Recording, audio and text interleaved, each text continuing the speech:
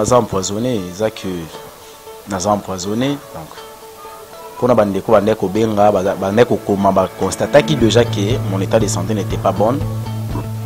Nazo konda kaka. Alors c'était très compliqué na kokonda wana.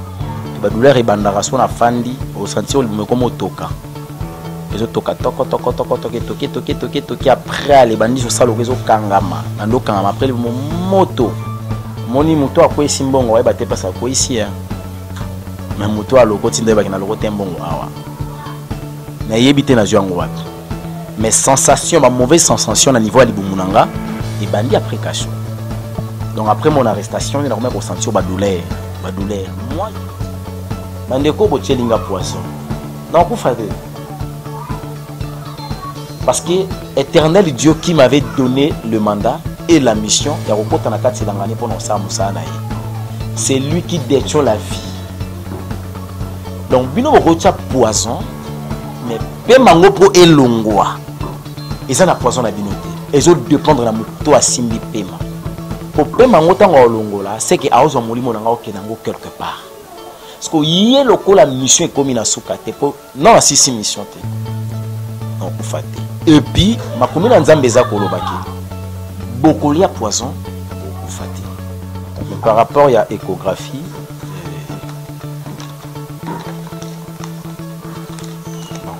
Tant on a commune à niveau ça maramoyo, c'est parce que ça va aventure c'est la santé. Mais ça va résultat dans le résultat au hôpital.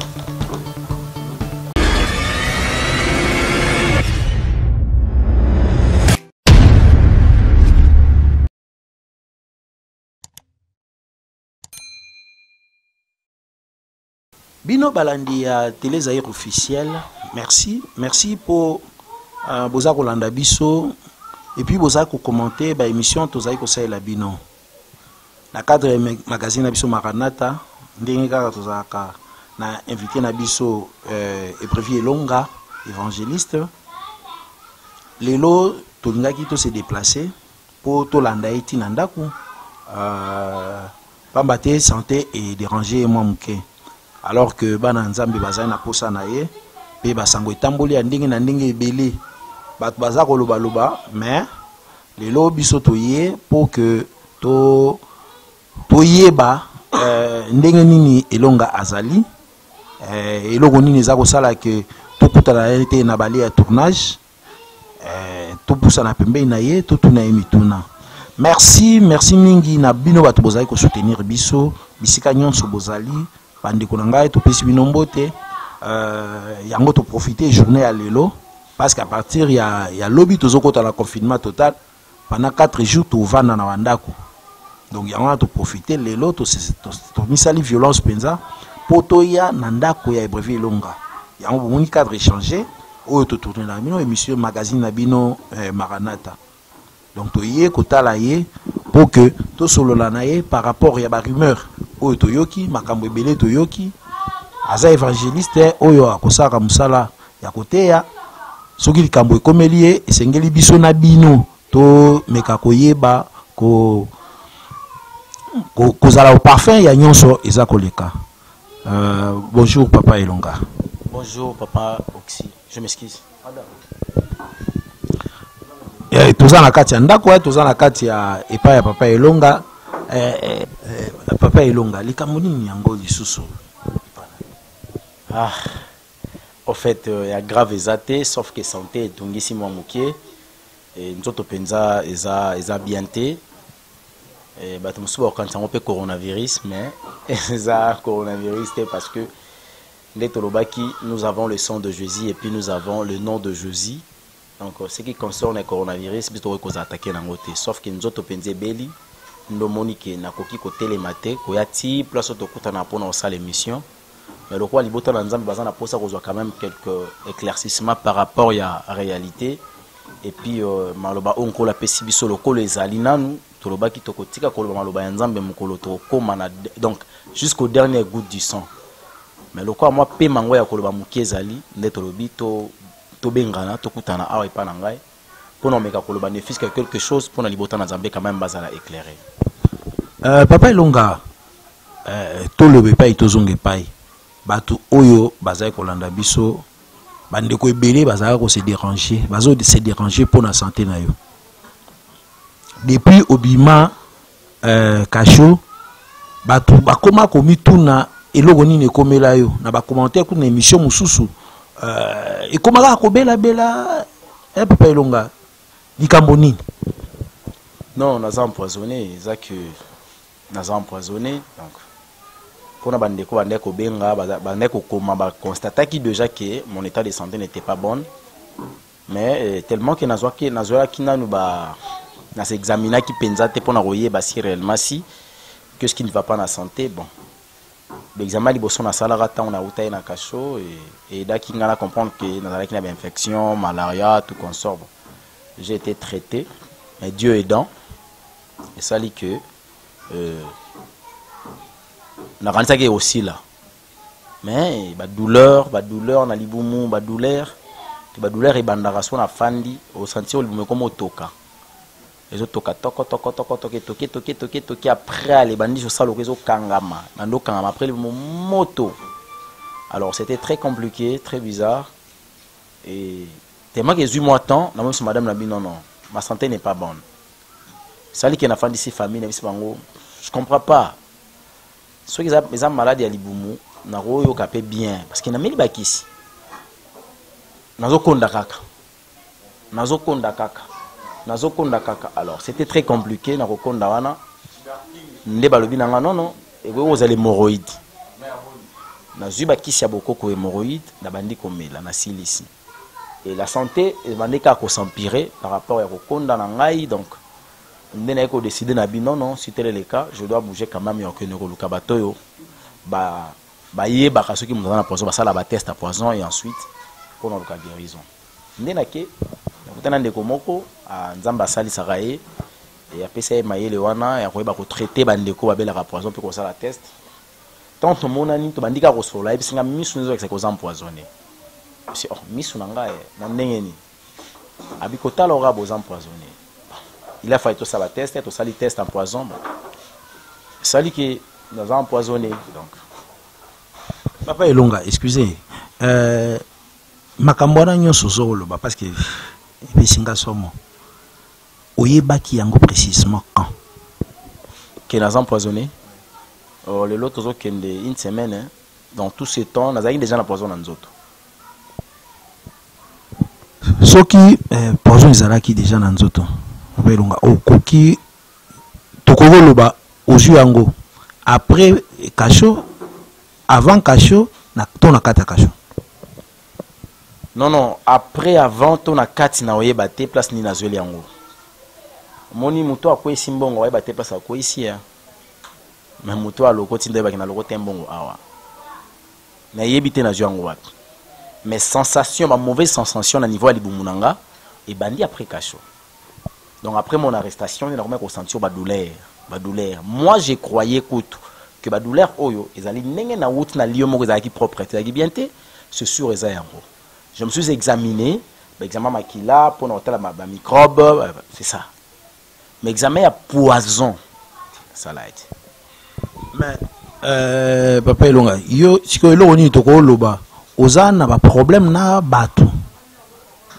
pour muto akosalo mabe kaka oyo koza na problème na ye est-ce que ça koza la problème na bato te bon en fait ceux qui na lobi na problème te koza moi pas si pourquoi parce que musalo tozo sala ya nzambe bato bozaka na problème na biso et ça à cause de l'évangile c'est à cause de l'évangile ndo moni bitumba o tokuta nango parce que moi je dis que le faux ba faux nde bazana katsa makambo yo et bazana pour ça pour éliminer ba vrai nyonso ba osela nzambe na bosolo ba otambo na vie ya sanctification bato bazo banga nzambe bango balingi bongo te bazana pour ça bango batika na reine pour na ko détruire libota na nzambe petit à petit jusqu'à ce que ba pesa lui se faire espace bazo bato ba kina bango na enfer alors bitumba na biso zo utawana donc c'est un peu ça donc mais ko lo akina zana problème tam susu nande ko Sheikh Mukadi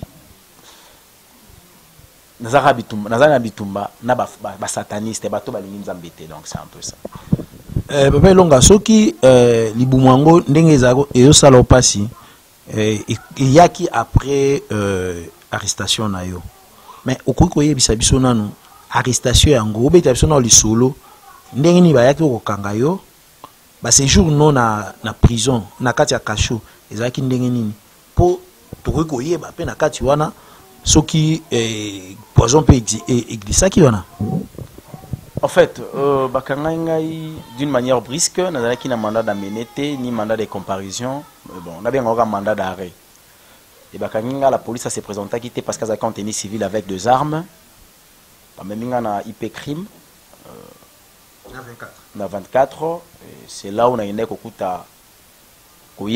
problème avec un Congolais. Et quand on a commis la vidéo et image moto salaki, bon. Nous avons obligé à ressemble sur Yango, on a sambi sur vidéo et Sili. Et déjà nanga lokwa mutu na lobaki na bi ah. Tant bakanginga na butu wana ya vendredi balali sanga na kati ya cellule moko donc chambre moko na ba criminel. Ba o bakanga bango basalaka ba crime o bakenda ko buma batu parce que ba criminel wata on a koti ba banzo betanga avant betanga bande ko lobananga balobi otalaki Molière vendredi. Ngam na bomaki intel babita masola bato bango babomaki on comprend que ba tchenga place babomi mais tant que bande ko samba les infractions ils allaient qui énumérées par rapport à OPJ ils allaient qui la diffamation et dénonciation calomnieuse soit calomnieuse leur morceau qui imputation dommage à ceux qui n'y balobaki. Maintenant je me suis dit même si cela est vrai que j'ai consommé les infractions, est-ce que place au mutu à commettre la diffamation fa fanda faut ala na kati ya cellule monde ba criminel s'il faut peut-être à la queue na lésé mutu na ba dur nanga que la personne se sent lésée parce qu'elle a diffamé, est-ce que il faut na kangama na pe crime na la police criminelle na koti pe na cachot ba criminel na tiena na fane na cachot. Il a fallu négocier avec le chef de poste pour balongolanga na cachot ba criminel batanga na cachot ya ba soda place ba soda bazai kozala ezaki moi cachot moko eza un peu na moi mon pépé. C'est là où je vivais un peu, donc un peu ça par rapport à ba séjour nanga et à kota qui vendredi na 15h na 4 ya cachot na kota na 22h na 4 ya cachot 22h et na ko bima lundi na 22h. Tolingi tozwa pena ba précision ya ndenge yo vivaki betela biso lisolo eza esuli kamba bomba te poso kokufa ndi okufaki na yo déjà so okufa ndi okufaki na yo déjà yebisa biso nini elekaki tango bakoti na kati ya cachot ya ba criminel eloko nini salamaki. Bon so les en constant ezaka kitanga na kota ya ba criminel na betamaki après avoir ko beta ma policier ba yoki ke bazo betanga to alongolenga bilamba nyonso batinga na so kilote bilamba na ngandi bazwaki yango ba se servi nango le wa dra na bango ya olalela to comme mousse parce que ezaka karo a policier tanga ba yeba biski mabotolo le côté à part bilamba bazu bilamba na ba pesinga ba matisinga na cachot ba policier na cachot ba policier il y avait des soldats il y avait des policiers oyo ba yambakinga ba mususu balobaki que chambre on les a 20 000 francs. Et puis, moi, matela, matela, non, chambre 30 000, matela 20 000 francs. Et c'était comme ça. Il fallait qu'il y ait un foot pour la bien dans ma condition bien pour moi. Mais ça a été, premier jour, là, qui, le binango, na foot qui n'a mambon et mon anaki, pour permettre dans ma condition bien. Et, déroulement, on a une visite, hein. La presse était là, les combattants IDPS étaient là, en tout cas, ma famille. Et puis, l'église, quand je dis l'église, veut dire. Je voyais que l'évangéliste est Roger Baka. À chaque fois, il y a une évolution et puis il y a remonter la morale à tout moment. Soyez calme, Zobima, les Amakambu, les alignés à tout moment. Zobenga pe, pour négocier de façon qui n'a pas la Libanda. Et il y a ça la queue. Il y a Kobima. Mais ce qui est par exemple, question qu'est-ce qui était passé Kolia, Komela. Justement, tolingi toyeba na ba détail nyonso que olongwe na cachot ba criminel au mati likolo. L'air au mati likolo. Séjour na yo moment à cachot. Ozaï kolia nini ndenge nini. En fait, ma femme chaque jour m'amenait quelque chose à manger et mes collègues de la presse bande koyela nga de fois babiloko olia neti ndeko na nga bino wela memelanga ba sucré na ba avocat. Je prenais vraiment à manger. Mais la journée un peu compliquée, c'était un samedi. Un samedi, samedi on est compliqué. Il y a des couloirs. On a habité sur Gazawapi.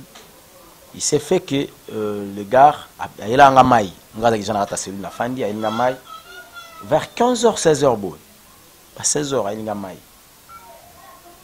On a pasta mai na tunie mai euti wapi batu nyonso bazo pesa na biloko tokutana na bango mai euti wapi oba bina pesa maître epseke nga za maître te ote yo zwana wango yo pesa nga mai boendeni tellement que mai to bande komela to toka yango bazao toka yango ba prisonnier entre nous les prisonniers de comment azaki wana na pesa mbota azaki pe libérer mateka tano benge bano kuna no benge S4 yim na toka so mai omela. Alors, quand on a douche, parce que tout est normal, si bah c'est les erreurs au camp. Parce que tant on a écouté, na joué on a tué wana, na boya comme là, na fanditi ce que aussi to milieu les laki, na milieu les laki de gens, na liaki, maïzate. Pour ça maïleki, étouffement, il y avait la chaleur, bon. Na talima yuana boeti na bi. Après tout, je suis un chrétien. Na prié na sanctifié maïeux na prié qui na sanctifié maï na meli na kaboli pena ndeko mwa zala ki wana bisan tuka maï yango yaki to mela kaka na pena meli papa on n'a pas meli et sili samedi to lali pe dimanche et lundi na 22h nde salike na bima donc eloko ya suspect autre loba à part kovanda na yo na kati ya prison eloko ya suspect loba que non Maïwano Melaki, oyebeki place et outakité. Oui, yango déjà suspect pourquoi parce que la personne qui m'avait amené ça wa sombele kanga ngo libanda na mona qui était parce que mutu to bande wa pesanga biloko fona kita to kutana ye to sola ta 1 minute apesinga loko na kenango c'était comme ça mais ce jour-là Maïwana mutayaka na mona était bon na lobité que Maïwana zaki obeba mais au moins le quoi na mona qui était les place pas inquiété dans les bandits. Est-ce que Maïwan est akima yakobe baté? Est-ce que là je sais pas. À part yango na 22h mais ba pesanga pe Maï na sukola ka elongi po na za stress parce que je devais faire une émission na kata station la police wana. Za obligé ba pesanga Maï et puis la sukola ka elongi na Maï wana, c'était mon frère Roger Baga qui m'avait donné ça. La sukola ka elongi nanga puis Sili a lukelinga chemise na lati na salle monsieur Sili. To solo pena colonel avec un dossier après sibi pas conseil et puis ça a été bien tout solo là le roi bandeko le roi famille et puis tous avez pena avocat au yandeko ou azaki lésé tout ce qui to yeti libanda to bastondi sur solo tout ça puis échange ba numéro bon on se verra et que Dieu nous garde tout bon ça côté to bebisaki et la famille reste la famille c'est la vie continue l'essentiel les alliés tous dans la liberté puis tous dans la kimia l'ennemi tout le monde kendaki mais depuis na kenda et papa Roger to benga na kinaye 2 fois et puis ça les numéro ne les katé na meko benga na jouer sous-souté bon yepé na limite ka à 8 ans et benganga peut-être makambo simbité bon je peux quand benganga té et puis na juste appel à ndeko moroté hein ba tout ba ça qui suivi nanga par ma famille et puis la presse et bon après yangonde bon je me retrouve dans un poison et puis ça mais intérêt nini mutu akoki kozwa lelo a empoisonner mutu lokola Évangile Selonga bon kotala mutu lokola nga à la personne au nazali nazo représenter le côté sauf pas moi sinanga na bana nga moi sinanga mona nga mobali na ye bana ba mona nga papa peut-être famille nga ba mona nga ndeko na bango presse ta musuba olobake journaliste église occupé kolobake évangéliste. Mais le quoi mutu musu mona kazani na valeur terre en atinate bon soka longo pesa na mona pertité mais au moins kolongo langa ina mokili na niveau ba poison na eko comprendre que je suis pas n'importe qui nga mona vie je suis pas n'importe qui soka za na mutu to pe bat ba komi tina niveau ko cha poison ponga na kufa c'est qu'il y a quelque part un monde par laquelle ba ozala très lésé la présence na ngai. et ma présence eza bato à les nini na ekotala misala nazo sala musala musuno sala ta pa musala nzambe. On comprend que à travers l'œuvre de l'Éternel par laquelle nazo sala ndezo sala ke bato bazala plus lésés naza ko donc déranger les mondes des ténèbres na bango moko ba sataniste otozo vivre bango sur la terre. Alors malheur na bango ezaka moko malgré nazo souffrir parce que neto sono nazo ka mot de tête muté beta naza sucure naza na traitement moko ya débit quoi nazo baboye malheur na bango parce qu'ils ont mal choisi l'adversaire na yebete ki ba kwa ko za ba adversaire na mais pourquoi ba se faire ko laksanga que ce sont mes adversaires c'est ba mi adversaire en Nzambe malheur na bango parce qu'ils ont mal choisi l'adversaire. Et deuxième des choses bandeko bochelinga poison non kufate parce que éternel Dieu qui m'avait donné le mandat et la mission ya kokota na kati langani pour sa musana ye c'est lui qui détient la vie donc bino bokocha poison mais pe mango po elongwa eza na poison na binote ezo dépendre na muto asimbi pema po pema ngo tanga olongola c'est que aozo molimo nanga okenango quelque part parce que yé lokola mission ekomi na suka te po non la sisi mission te donc kufate et puis makomi na nzambe eza kolobaki bokolia poison bokufate alobelaki on bapagano te hein bible lobela on bapagano te ke bolia poison bokufate alobelaki on biso ba chrétien ke tolia poison mais tolia ngo volontairement te bato mabitia mabi bakotiela biso poison pe tokolia yango to tokomela yango mais tokufate comme cela est la parole de l'Éternel. Si réellement si c'est la parole de l'Éternel et Dieu s'est révélé à travers sa parole, le poison et ça lui a effet et déranger les autres. Nous avons déjà un témoignage positif. Avant tu on a une échographie, peut-être on est dans une partie en autres on a déjà endommagé. Madame, le résultat vous avez. Si moi je là. Na kota échographie Nathan on a sali la poison dans nzoto aucune partie à 4 nzoto na ngeza endommagé. Et ça combien de temps? J'avance vers un mois. Banda banda ko constater douleur ya libomo. Un mois déjà. Bon en attendant madame aye la biso ba résultat wana na lingi na yeba finalement likambo pe okotelaki kasho wana plaignant na yo donc docteur alobi kuna ke eloko ezate na eloko moko na basenga na banda sa sur examen mususu mais par rapport ya échographie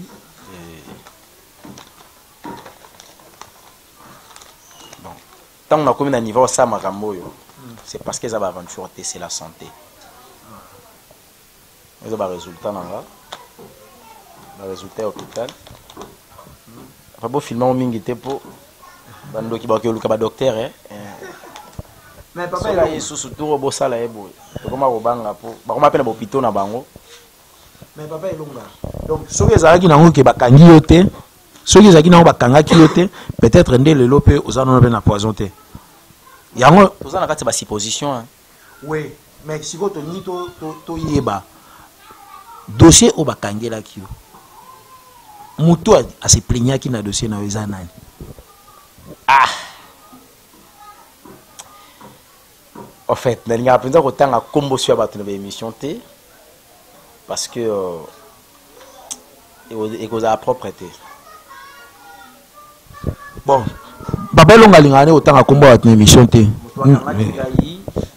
aza na ebité que na limite ka mosala nzambe a pasteur té. Quand je dis Moussa, il veut dire pasteur, dans un ministère, mon côté, quelqu'un qui est vrai. Dans la lignée, il y a Bisso, serviteur de l'Éternel, il y a Zate. Mazali, mon co, il y a la présidence de la République de notre pays. À cause de mon pasteur, à cause de mon pasteur, mon co, il y a un peu. Mais ceux qui ont l'ingé Gotanga, comme on a été. Yo si ko zobomba no makambango olingino pourquoi ko robo ya kotanga kombo na et longolanga is poisson té et ko bakisa bolingo te pa ba nzambe le contraire so ba yo kem so komoni ba yo ina ba yo ko baki yende mutu aza occasion tam mususu ya poison nzoto nanga alors ça sera pas propre et ça na batu mususu oyo nkolo tombola pe bango na mboko baza balinganga pe mingi baluka pe ko défendre la bonne cause ba yulongwa likambo to loba et comme likambo mususu je connais les gens même temps dans qui arrêté tant on a biminde batu za ko benga nde batu za ko loba et je connais batu za ko benga batu za ko loba za loba nini alors ne batu bazo ka ba belé baza déjà choqué nango alors te ba ko yoka tant mususu ke ezalaki par cœur bokechu tu sais combien est-ce que batu ba ko tombora pona ndeko wana et osasko bien te alors kombo nanga e kozala au dessus ya ba dispute pona kolukela satana gloire na place que toluka ndenge nini nzamba sala ngangolo na telema pona zonga na kati elanga kosala musala et le bata ndeko na ngai moko Noela papa elonga mon évangéliste okufa na champ de bataille te wana kata champ de bataille contre ba sataniste papa okoya te yo okoya na champ de bataille te nzamba pambola e ah oui papa elonga sikoyo to koloba ke to situer peut-être to supposer ndenge yo mo ngoloba to supposer peut-être place oyo kokaki kozwe la poison santé sikoyo ndenge nini comment est-ce que traitement ils ont évolué santé bon tant on a eu premier jour deuxième jour avant non yango ba sel nanga comme ba kayu non moi ça ba sel ba kayu banga penza et quoi na ki pak et kana mikem donc mabanga alors tant on a dit traitement normalement ça la sel il y a tout noir maintenant na botama donc je commence à poser des questions mais oh eza ba piné tous les années piné ba tumbi tous les années et nous avons eu l'occasion là que ça même pas pour abotinga pas la sel ba ebisinga pa muto na tanga bengi muto traiter nga bisinga bi non eza e bandi ko bima poison wana ezo bima parce que ba ki sozozoa traitement okende kende nango eza déjà bien donc eza ko évoluer mais sur le plan de la santé boyé j'ai toujours des maux de tête j'ai toujours des fièvres de foie pe ma mozo katana kaka on senti pe me katani o lembi na ko me souffler na yebi que eza une maladie ngatsango bongo mais combo ya maladie musu ezaka lobiko et ba maladie ba poison combo nango za lobiko et puis toza komeka ko évoluer sauf que les moyens n'est pas suffisant hein, quand je dis les moyens sur le plan financier n'est pas suffisant et na bona ba malheureusement coronavirus mais je sais que Elias Wakingombe tant à battre ma prophète à Bangas qu'on a batamité. Moi je suis pas un Élie comme Élie les prophètes. Mais moi je suis un Moïse. Vous savez, quand la pharaon à l'époque il avait ce qu'on appelle l'armée. Ndenge États-Unis le ndenge c'est roi en Égypte ezalaki. Grande puissance au monde. Mais Moïse avait un bâton à libérer le peuple a sali 400 ans. Na carte esclavagisme à libérer. Mais Élie Nicolas devant quelques prophètes à qui mais malgré ma puissance et autorité sur Zalaki nango. Ouais. Donc moi je suis comme un Moïse. Et d'ailleurs, na tout nzambe expliquer bien le ministère nanga. Papa na la nzambe olo belanga na songe. Na mona na kati ya prison. Oya biso makala nazo te ba porte fond ba prison ba obima. Na oteya. Na bi la parole pure que Dieu m'a donnée, ça va sauver beaucoup des hommes. Beaucoup des âmes et vous allez la sauver à travers la parole. Et à travers la parole, on l'a pessi. Batouba na la prison satanique et belé barobima. Mais non, l'obi non ten, non, l'obi ten. Non, c'est les 5 mondes sataniques. Non, la sili, la tanga tali solo 39 mariages ten. Non, l'obi ten. C'est qu'on a quoi la champ de bataille, donc ça sera vraiment impossible. Ça sera vraiment impossible. Et là, on a retenir, Papa Elonga, au lobby que moyen exact. Ce qui au ebisi bibota na nzambe basunga biso et aux la passi. Ils a mabe. Basunga biso ndeni. Basunga biso pour que ba moyen. OK. Pour ba moyen de telle sorte que aux traitements et que makambo nyonso ezonga normal et que tozonga ko tourner ba émission na biso ndenge esengeli po ezana bato balandaka biso ezana bato batalaka ba émission to salaka pe ba réagisaka bato wana ba koyi ko sunga te soki olobi basunga et ozala soni ozala pasi non yo kalibota na nzambe soni to pe libota na nga soni nous sommes une nation nazana posa kutu te na yebisa bango ke balukela nga lisungi mpo nazala monde santé bango moko na minute oyo bisika bazomba bakomi mal à l'aise bakomi ko réflexion ndeni fo baluka ndeni fo ndeko na bango atelema ezosenga kutenga na loba ka ndenge bayoki bona yebisio bandeko wana baza bien te baza déjà mal à l'aise parce que c'est leur frère c'est leur évangéliste na minute on a zolo bano bandeko baola de mission on a fait ça vrai ezana bato musu ba kolala te bato musu pe ba kota aozanga mbongo boyi ma kota prière et prière na yeko zala efficace et ko sala pe sou musala makasi c'est que je demanderai na libota na nzambe tout ça ande ba pagano basala po bango basala ango bango so basala ndeni sonde ko bango beta concert basombi billet trop cher babongisi bilamba babongisi mituka baesu ko sa avantage veut dire tant de quoi nous ça abeta musique ozoemba musique ya satana bango babambisiko ba dollar bambongo ebele pour gloire ya satana ekende liboso siko ngana kwenanga pona royaume na biso pona honneur ya papa na biso ya kombo ya Jésus Christ ceux qui na kwena champ de bataille pour bakoki ezate c'est que tata soit na mbongo te l'or et l'argent appartient pas les appartiennent sur nzambe te ngana ko kozanga lelo mais na bato nzamba pambola bazali bazwa mbongo ya kisite satana pesa mbongo te baluka satan te po babonga nzamba pesa bango et ba la possibilité ya luka penga na telema pour na continuer bataille parce que naza na première ligne de bataille mais naza ezana bande ko mususu na boy kutu attendez ba benga ngato sa ba prière donc ça bango prière mais nazo boy ko yebisa bango pour aoza léser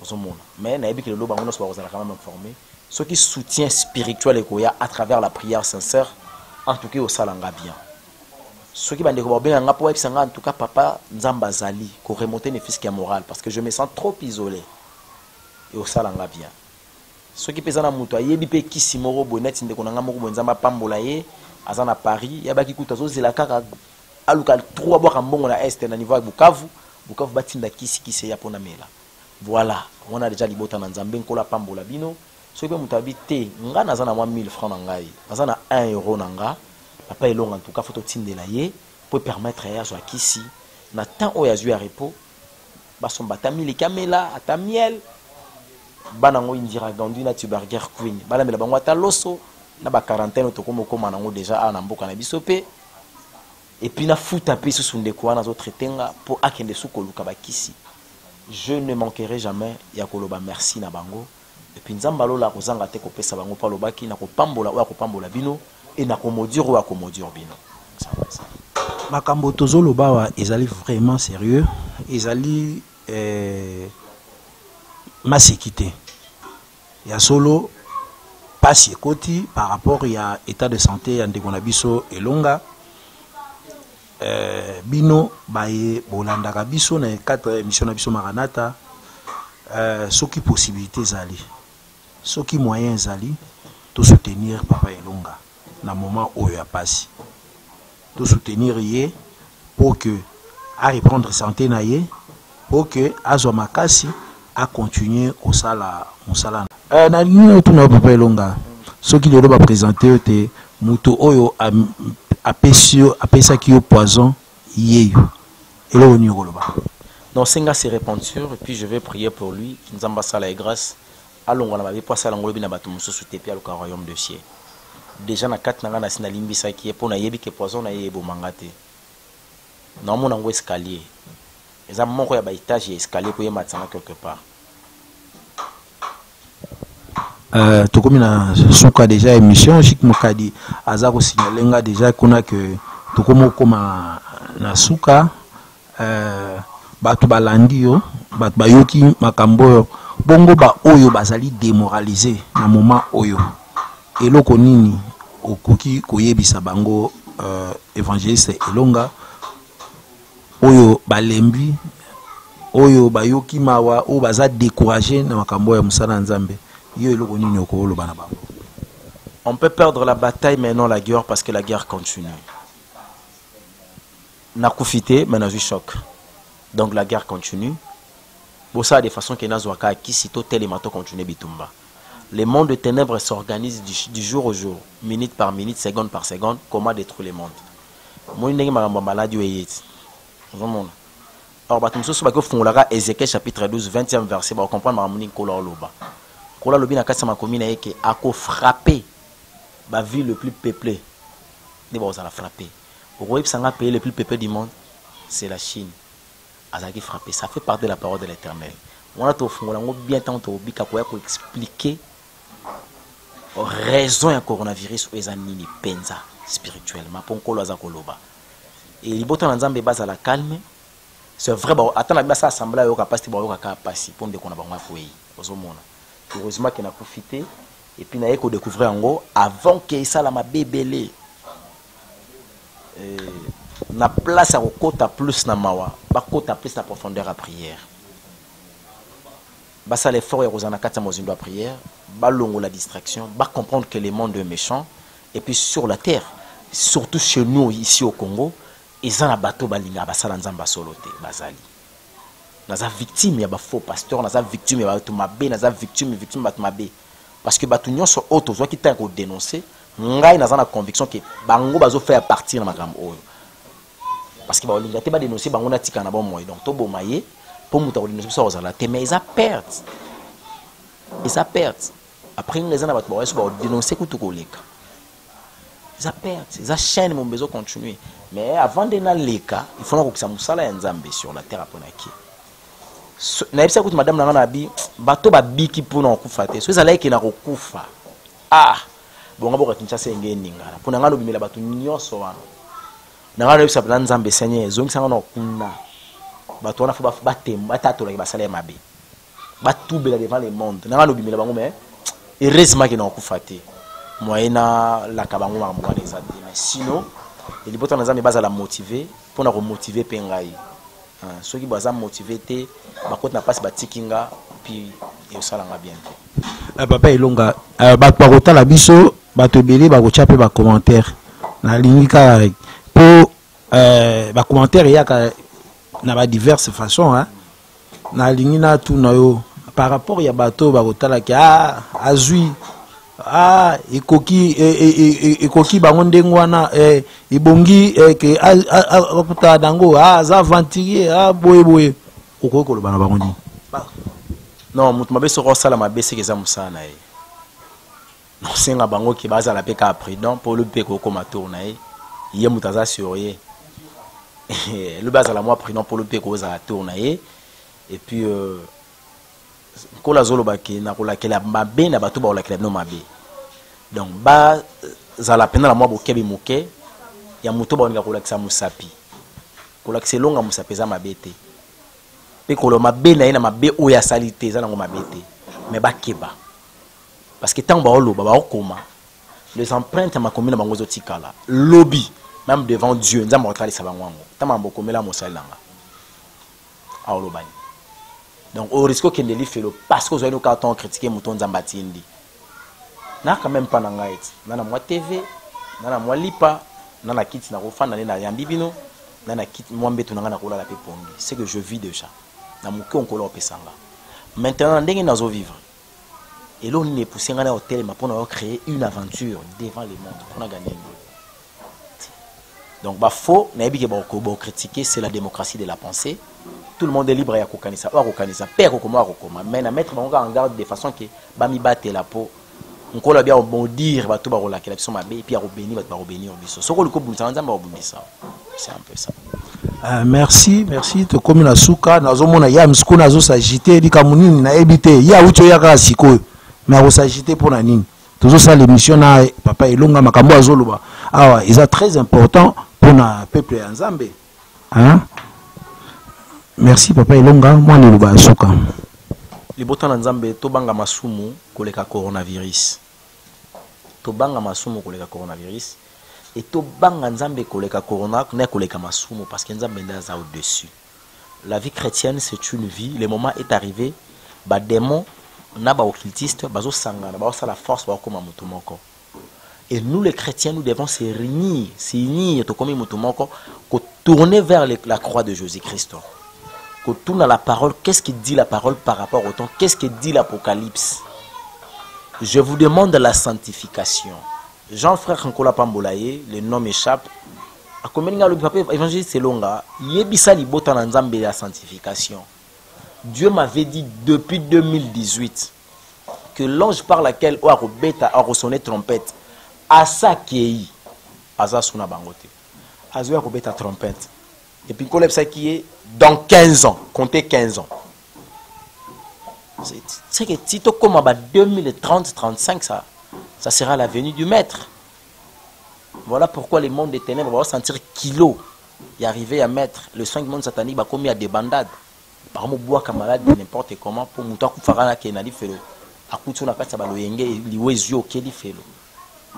Mais heureusement que l'élo, tu vas participer témoignage yo moko toza témoin. Il y a coronavirus au niveau de la France. Ndeko coronavirus. Évangile à la biso en pleine maladie naïe. A benga témoigner nzamba salelier. Et on voit que bala que ça se passe avec coronavirus bazar. Ah Jésus. To ya kana makila Yesu na komba Yesu. Parce que quand la personne reçoit Christ comme Seigneur et Sauveur, il est sauvé. Azara sauvé na molimote, tin nzoto aux aller épargner parce que la protection ko la lobiso ka batelité ou ya ko batela zo sa musala punda. Muta batela ka biso za nzamba lo. En tout cas nzamba zo lo kumu na libota na mobimba. Apambola bandeko ya presse bazongi simate bazala kinanga bazala kananga bazana ngantu kanza mapambola bino ya mingi azongisa ya mingi. En tout cas na yebite na lobanini misana bino kende liboso et puis Maranatha télévision Télé Zahir télévision et officielle et puis Maranatha chaîne émission kitoko nzamba mona papa na ngai ndimi kotika ndako ya c'est que quand même considération ezali bongo peuple de Dieu question ya suka peuple de Dieu na Maranatha tokozwa lisusuka na silsa traitement donc après eloko oyo naza sous l'émission na salate dans le canal médiaté na silsa traitement ce qui évolution comme kokende bien na obenga bino ce qui be mo ke mabe na obenga bino maintenant et que non mabete parce que mabe na nzela na biso ezate et ce qui traitement sili je vais vous appeler tokutana kotato la nzambe ndenge nzamba sa eli biso et puis to bandeni toko tombola so nzambe na Maranatha et puis to continuer musala nzambe. Merci beaucoup papa Elonga tokomi na suka toyaki papa Elonga boyoki yemoko ndenge ayebisi bino comment est-ce qu'il a été empoisonné et que azali lelo na sous traitement il y a poison ana ba tchelaki ye na ebité lelo soki obomi Elonga so okozwa nini elo nini ko changer na bomoi na yo soko bomi Elonga ozwa mbongo ekosala nini eko apporter yo nini ba o bazali ko sala ndenge wana biso tozo dénoncer bango ba o bazali ko luka ko boma basali ya nzambe biso to dénoncer bango to telemela bino nzambe akokuta na yo ekozala moment moko boye okobongola motema. Merci na bande kwalandi biso merci to pesi merci na Chic. Oublier que c'est que l'homme aura semé il moissonnera. To pesi merci na Chic Mukadi o azalaki na cadrage merci na réalisation na yo na pesi merci na mama Elonga madame légitime ya Elonga yenda yambaki biso awa merci na akei na ye merci na bandeko nyonso bino ya Elonga to pesi opembote tokutani mbala ya sima.